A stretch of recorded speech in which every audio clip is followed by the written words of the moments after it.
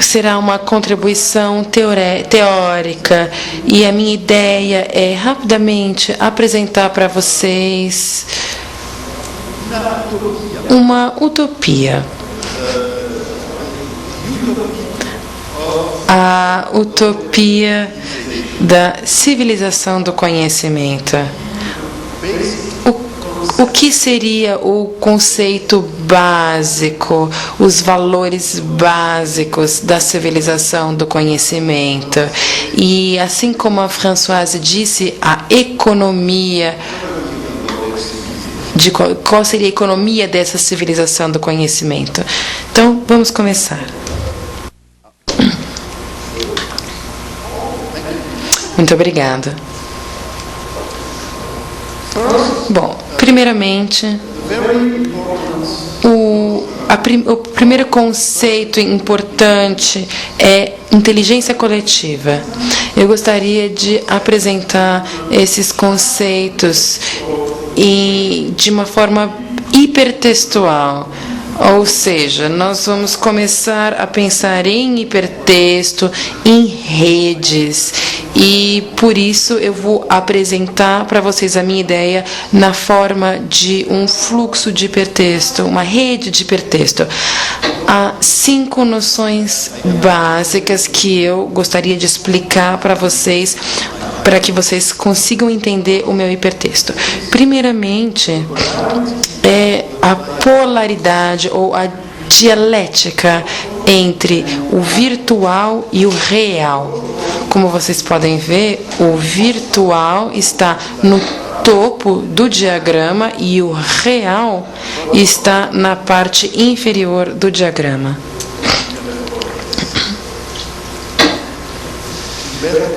Bom, perfeito, Gilberto, você acompanha? Sim, ótimo.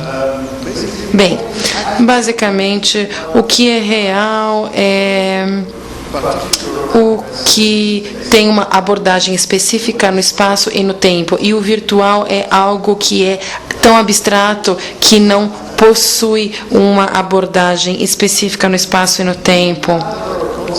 Os 3 outros conceitos vão ser sinal, ser e coisa. São conceitos de semiótica.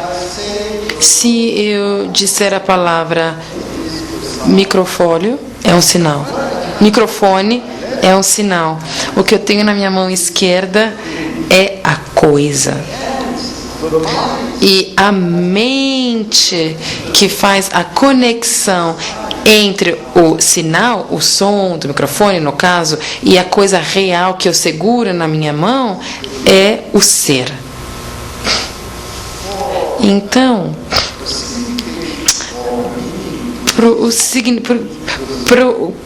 para dar um significado, nós temos que libertar. Nós precisamos do sinal, nós precisamos do ser e nós precisamos da coisa.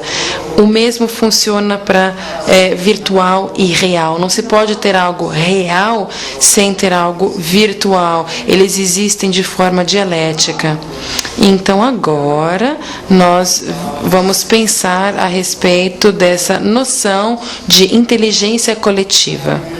Mas primeiro eu vou falar sobre o dialeto que vai ser o virtual e o real. Do desenvolvimento material ou real da inteligência coletiva, nós precisamos primeiro do meio de comunicação e documentos, redes de documentos, como na web, e também redes de mídia.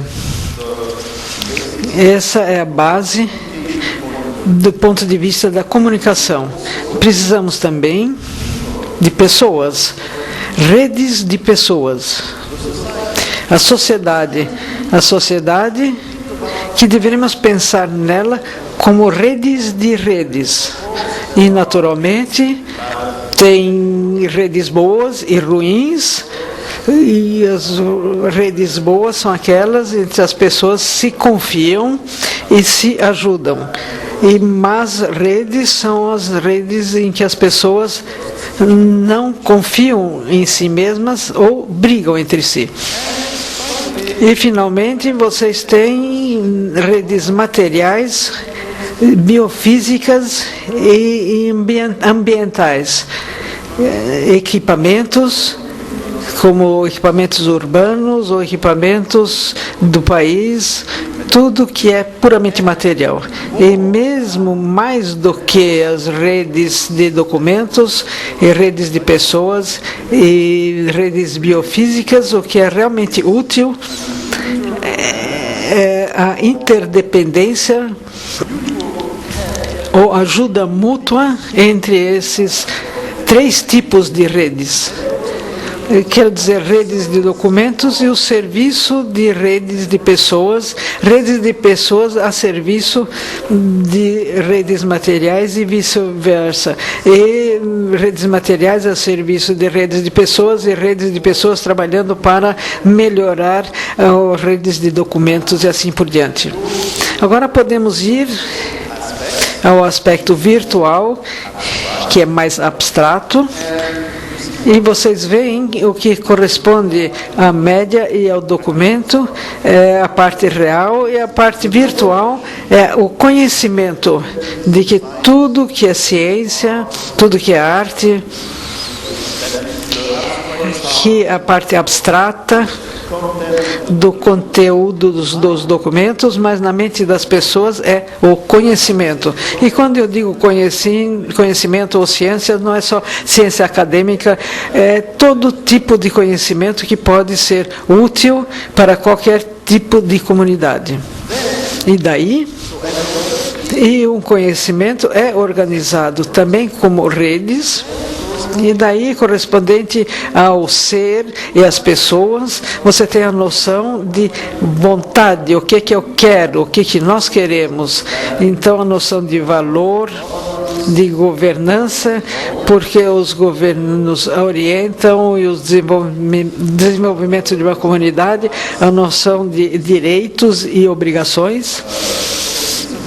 Então, esse é um aspecto muito importante se você quer a parte legal ou a ética dessa inteligência coletiva. E, finalmente, você tem, porque nós sempre precisamos disso, de dinheiro e habilidades.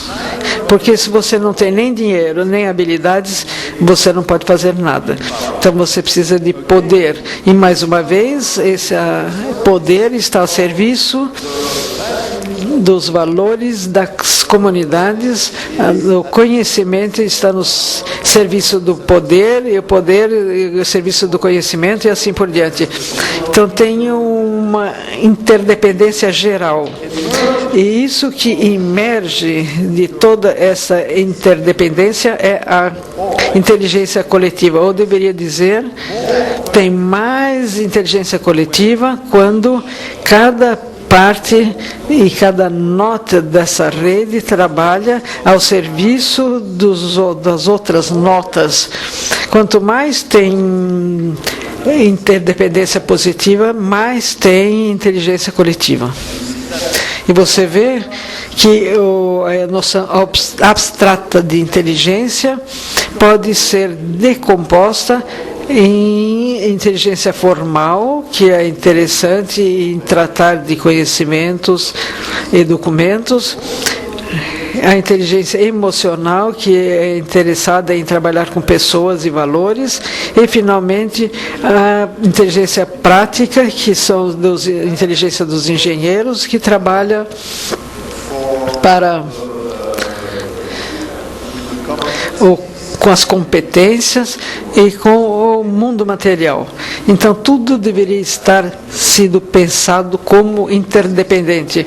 Essa é a noção básica de inteligência coletiva, e eu acho que deveria estar no centro da noção